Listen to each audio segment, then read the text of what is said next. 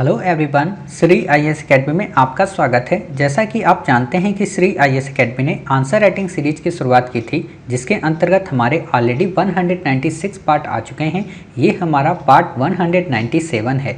अपने इस पार्ट में हम देखेंगे कि आपके द्वारा हमारे टेलीग्राम चैनल पर किस प्रकार का प्रश्न भेजा गया, उसे आपने किस तरीके से लिखा और वास्तव में आपको उसे कैसे लिखना चाहिए था। तो चलिए शुरू करते हैं। जैसा कि आप देख रहे हैं, ये प्रश्न आपके द्वारा हमारे टेलीग्राम चैनल पर भेजा गया। तो सबसे पहले हम आपके इस प्रश्न को पढ़ेंगे, फिर आपके उत्तर को पढ़ेंगे और देखेंगे कि वास्तव में इसे आपने कैसे लिखा है और आपको इसमें और किन किन बिंदुओं को ऐड करने की आवश्यकता है।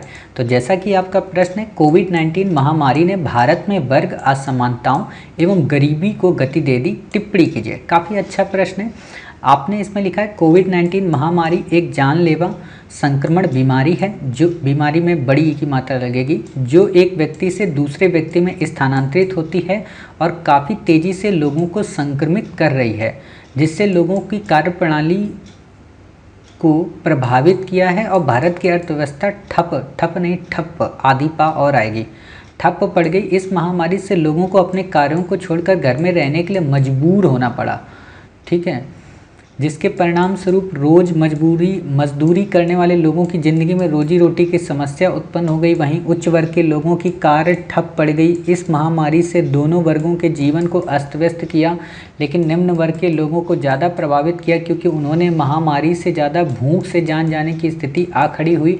हालांकि भारत सरकार ने गरीबों को अपनी विभिन्न योजनाओं के माध्यम से हर संभव मदद किया, ताकि उन्हें अपने दैनिक जीवन में उपयोगी वस्तुओं की कमी ना हो। विभिन्न योजनाएं, पीएम जनधन योजना, पीएम गरीब कल्याण योजना, पीएम अन्नदाता आय संरक्षण योजना, मनरेगा, नीति आयोग का विजन 2030, इसके साथ ही सरकार ने लोगों को आत्मनिर्भर होने के लिए प्रेरित किया। इसके लिए लोकल से वोकल, आत्मनिर्भर भारत और स्टार्टअप को बढ़ावा दिया, ताकि लोग अपनी ज़रूरत की वस्तुओं का उत्पादन कर सकें। देखिए, आपने अपने इस उत्तर में दूसरा जो पार्ट है ना, ये सही लिखा है, लेकिन अभी मैं इसकी भाषा शैली पे नहीं जाता हूँ कि आपको इसको कैसे संक्षेप में लिखना है। बस ये बताना चाहता हूँ कि दूसरे पार्ट में जितने भी पॉइंट हैं ये तो आएंगे, ठीक है, लेकिन पहले पार्ट में आपने जितनी भी बातें लिखी ना, देखिए यूपीएससी में ना कहानी मत बनाइए। अगर आपके पास तथ्य नहीं है, आपके पास तर्क नहीं है, तो भाषा गढ़ने से उत्तर नहीं होता। और एक बात और आपको बताएं कि ये जो आपने लिख दिया, ये भाषा गढ़ी गई है। इससे दो चीज़ें स्पष्ट हो जाती हैं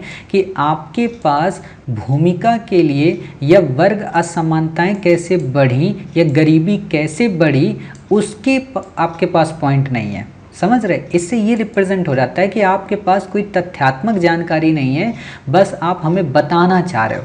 आप क्वेश्चन को ध्यान से पढ़िए। क्वेश्चन आपसे क्या कह रहा है? क्वेश्चन आपसे कह रहा है कोविड-19 महामारी ने भारत में वर्ग असमानताओं और गरीबी को गति दे दी। यानी कि पहले से ही वर्ग असमानताएं भारत में विद्यमान थी, पहले से ही भारत में गरीबी विद्यमान थी, लेकिन इस गरीबी और असमानता में उत्प्रेरक का काम कर गई कोविड-19। अब आपको यहाँ पे एक वर्ड और दे सकता है, गति वर्ड ना उपयोग करके। हालांकि यूपीएससी ऐसे ही जटिल वर्ड उपयोग करता है कि कोविड-19 महामारी ने भारत में वर्ग असमानताओं के साथ साथ गरीबी को भी उत्प्रेरकता प्रदान की, विवेचना कीजिए। ऐसा यूपीएससी का क्वेश्चन होता है। हालांकि हम आपको अभी यूपीएससी का क्वेश्चन इसलिए नहीं देते क्योंकि अभी आप भाषा ही नहीं समझ पाएंगे, तो अभी हम आपको बिल्कुल सिंपल देते हैं और फिर हम स्टैंडर्ड बढ़ाते जाएंगे। तो आपको यहाँ पे ये बात समझनी है कि आखिरकार कोविड-19 के पहले की स्थिति कैसी थी। अब आपको जब ये लिखना पड़ेगा तो आप बताइए कोविड-19 के पहले असमानता कैसी थी, गरीबी कैसी थी। इसके लिए आपके पास तथ्य होने चाहिए ना, कि मल्टी डायमेंशनल पावर्टी इंडेक्स का जिक्र करें हम यहाँ पे, हम वर्ल्ड बैंक का यहाँ जिक्र करें, WHO का जिक्र करें, हम ऑक्सफॉर्म की रिपोर्ट का जिक्र करें, जिसमें गरीबी के बारे में कहा गया कि 1% जो पैसा है वो अधिकांश लोगों के पास है। ये चीज़ें आपको यहाँ बतानी पड़ेंगी, ठीक है, तब आपका ये उत्तर होगा। यहाँ पे आपने क्या किया ना, कोविड-19 की महामारी को एक्सप्लेन कर दिया। जैसे आपसे कोई बच्चा पूछ रहा हो कि आप ये बताइए कि कोविड-19 महामारी क्या होती है, तो आपने वैसे बता दिया कि जानलेवा संक्रमण बीमारी है। आपसे थोड़ा ना पूछा था। आपको इसमें क्वेश्चन की शुरुआत कैसे करनी है, देखिए हम बताते हैं आपको। फिर हम आपको ये जो लाइनें है ना, इनको भी कैसे ऐड करना है उत्तर में, ये भी बता दे रहे हैं। देखिए आपको यहाँ पे क्या करना है, सिंपल सा कुछ नहीं करना है, पहले किसी को भी ले लीजिए। हाल ही में जारी की गई multi dimensional poverty index UNDP की रिपोर्ट का आप जिक्र कर देंगे तो इससे क्या होगा, 1 नंबर तो एग्जामिनर यहीं पे दे देगा। क्यों?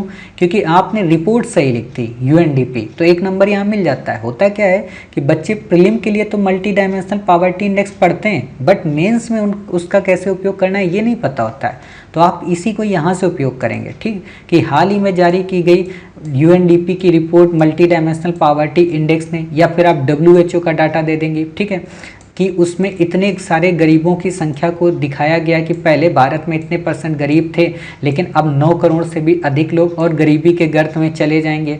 अतः अब यहाँ पे आपने बता दिया, यानी कि कोविड-19 की महामारी ने, अब आप यहाँ पे क्या लिखेंगे, जो आपने ऊपर डाटा लिखा उसे पुष्टि कर देंगे। उपयुक्त तथ्य से स्पष्ट है कि कोविड-19 की महामारी ने असमानताओं और गरीबी को बढ़ावा दे दिया। हालांकि ये असमानता क्षेत्र परक, व्यक्ति परक, समुदाय परक ना होकर बल्कि विश्व परक है। समझ गए? मतलब ऐसा नहीं है कि किसी एक विशेष क्षेत्र में उत्पन्न हुई, किसी विशेष एक देश में उत्पन्न हुई, किसी एक व्यक्ति में ये असमानताएं, ये पूरे विश्व में असमानताओं को क्रिएट किया। अब एक बात आप सोचिए कि आपसे पूछा भारत का क्या, लेकिन एक लाइन में आपने ये भी दर्शा दिया कि भाई केवल भारत की आलोचना मत करो।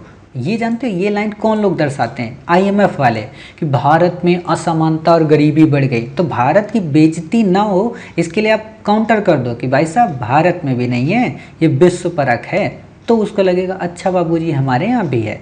समझ गए? ये वो समझ जाएगा। अब आप क्या बताओगे?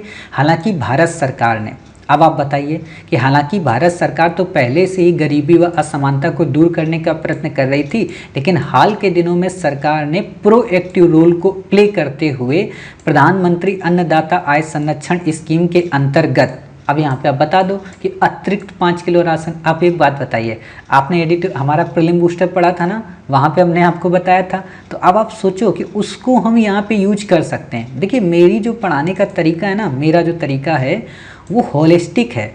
मतलब मैं आपको कुछ भी कूड़ा नहीं पढ़ाऊंगा, जो भी पढ़ाऊंगा हर एक चीज़ को उपयोग में ले आऊँगा। जैसे आप हमेशा देखिएगा कि घर की जो गृहिणी होती है ना, उनकी खास बात क्या होती है कि वो घर में छोटे से छोटी चीज़ को भी, अगर दूध फट गया तो क्या करेंगे, उसका पनीर बना देंगे, फेंकेंगी नहीं। मतलब इसीलिए तो कहा जाता है कि महिलाओं से ही घर संभल सकता है, तो वही काम आपको करना है। ठीक है, कि आपको हर एक कंकड़ पत्थर जोड़ के मंदिर दियो बनाए, कबीर वाली बात, ठीक है ना। एक एक कंकड़ पत्थर को जोड़ के अपना उत्तर गढ़ दो, और वही आप जब कर देंगे तो आपका उत्तर काफ़ी यूनिक ही नहीं लगेगा, बल्कि एग्जामिनर को मोटिवेट कर देगा कि अच्छा भाई आपने विश्व परक की बात कर दी, आपने प्रधानमंत्री अन्नदाता आय संरक्षण स्कीम की बात कर दी, और जब आप ये बातें बता रहे होंगे, ठीक है ध्यान दीजिए, जब आपने ये बातें बता दी कि अन्नदाता आय संरक्षण स्कीम, गरीब कल्याण योजना, मनरेगा, नीति आयोग का विजन 2030, अब यहाँ पे ये भी काम करना कि आपने 4 पॉइंट तो बता देना, लेकिन नीति आयोग के विजन को रोक देना। एक चीज़ छिपा के रखा करो। कहा जाता है ना कि एक पंच लास्ट में मारो, ताकि जब वो पंच आपका पड़े ना तो सामने वाला जो कंपटीटर है वो बिल्कुल बैठ जाए, चित्त हो जाए, उठ ही ना पाए। बॉक्सिंग की ये लैंग्वेज होती है कि एक अपना जो दांव है उसको बचा कर रख लो अंतिम समय के लिए।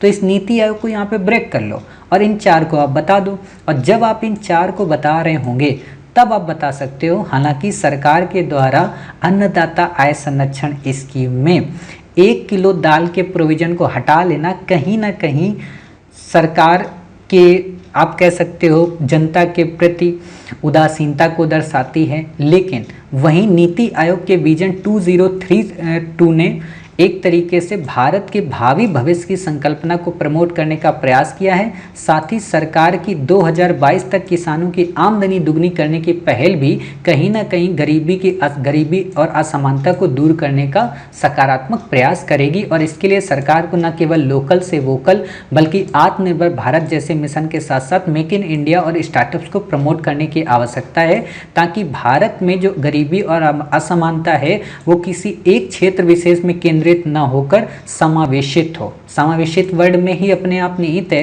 कि एक कोई क्षेत्र नहीं बल्कि पूरे भारत में इक्वल डेवलपमेंट हो। जैसे केवल धारावी की बस्ती के सामने एंटीला भवन नजर ना आए, बल्कि धारावी के सामने कई सारी जो बस्तियां हैं वो पूरी तरह समाप्त हो जाएं, और एंटीला जो भवन है केवल एक एंटीला ना नजर आए, वहां पे और भी कई सारे छोटे छोटे मकान बन जाएं। समझ गए। अब यहाँ पे कुछ लोगों की दिमाग होता है कि नहीं, धारावी की जगह पे एंटीला ही बनना चाहिए। नहीं बन सकता भाई, धारावी की जगह पे मकान बन सकता है। देखो, बातें वही करो जो बातें उचित हों या जिन बातों की प्रासंगिकता हो। ये मत कहो कि धारावी में रहने वाले लोगों को हम एक काम करेंगे, स्पेस एक्स के मालिक एलन मस्क से बात करके उनको सबको मंगल ग्रह में भेज देंगे। अरे भाई, यहाँ पे रहने के लिए उनके पास पैसा नहीं है, खाने के लिए पैसा नहीं है, एलन मस्क से बात करने से क्या फ़ायदा, ठीक है। तो उनसे बात नहीं करना। वैसे भी बेचारा इतनी मेहनती आदमी है, परेशान रहता है रात दिन खास तौर पे, ठीक है। तो आपको उस पर ध्यान नहीं देना है। ऐसे आप उत्तर अपना लिखेंगी तो आपका उत्तर काफ़ी अच्छा हो जाएगा, ठीक है। तो कोशिश यही किया, और ऑलरेडी आपको पता है कि हम तो आपको यहाँ पे सारा फ्रेम भी दे रहे हैं, पॉइंट भी दे रहे हैं, तब भी आपने यहाँ पे उन डाटा को मेंशन नहीं किया। ये देखकर थोड़ा सा आश्चर्य लगा। तो कोशिश करिए मौलिक लिखिए, लेकिन जो मैं बिंदु देता हूँ उनसे कहानी गढ़िए। मैंने आपको देखा आपने कि मैंने अपने ही बिंदुओं से कहानी ही नहीं गढ़ी, बल्कि आपको कई सारे नए पॉइंट बता दिए, ठीक है। आप उन नए पॉइंट्स को यहाँ पे ऐड कर सकते हो। और यहाँ पे जब आप सरकार को बताते हो ना, तो केवल केंद्र को मत बताओ। हालांकि कोरोना के दूसरे लॉकडाउन में या कोरोना की दूसरी वेव में राज्यों ने बढ़ चढ़कर पार्टिसिपेट किया, चाहे उसमें दिल्ली हो, राजस्थान हो, हरियाणा हो या महाराष्ट्र हो। समझ गए। अब यहाँ चारों आपने नाम ले लिए तो चारों पार्टी के लोग आ गए। ऐसा आपको करना चाहिए, ठीक है। अब ये बात अलग है कि हाँ, हरियाणा ने उतना अच्छा परफॉर्म नहीं किया, राजस्थान ने उतना अच्छा परफॉर्म नहीं किया, दिल्ली ने अच्छा परफॉर्म किया, बम्बई ने अच्छा परफॉर्म किया, उत्तर प्रदेश उतना अच्छा नहीं कर पाई, बिहार उतना अच्छा नहीं कर पाई। बट लिख दो, लिखने में क्या रहता है, ठीक है। तो उम्मीद है आपको इस प्रश्न का उत्तर समझ में आ गया होगा। साथ ही ये भी समझ में आया होगा कि आपकी गलती कहाँ पे है, और ये भी समझ में आया होगा कि इन बातों को कैसे संक्षेप में करना है, कैसे एक बिंदु को ब्रेक करके 4 बिंदुओं को पॉइंट फॉर्म में बताना है और बाकी एक को लास्ट में निष्कर्ष के तौर पर उपयोग करके जाते जाते निष्कर्ष को बेहतरीन बनाना है। क्लियर।